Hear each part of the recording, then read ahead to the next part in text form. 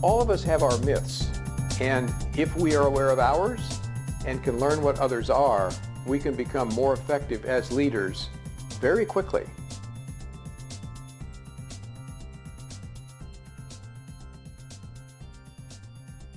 As leaders, we're surrounded with myths. Yes, myths. And myths really are metaphors on steroids. Everybody knows the myth of Sisyphus, the guy who kept rolling, this is a Greek myth, rolling the rock almost to the top of the hill. It came all the way back down, rolled back up again. And most leaders feel like Sisyphus about half the time.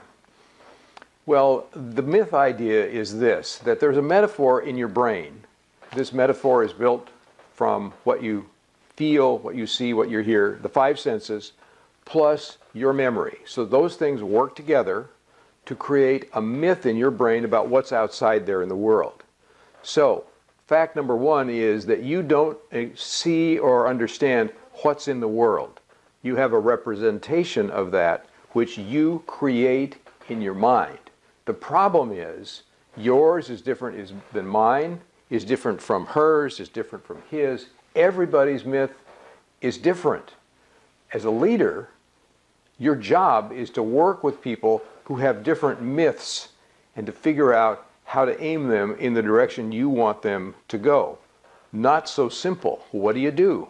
Well, there are several things. Number one is listen more and more closely, because your first job is to try to figure out what the other person's myth is. Number two, don't assume that you're right. You may be, you may not be, because you're working with your myth. Number three, check for understanding. By that I mean, when you have a discussion toward taking an action, ask the person a question like, what are you going to do now?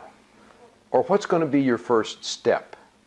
That will show you what they think they're going to do, and it'll give you a little insight into their myth.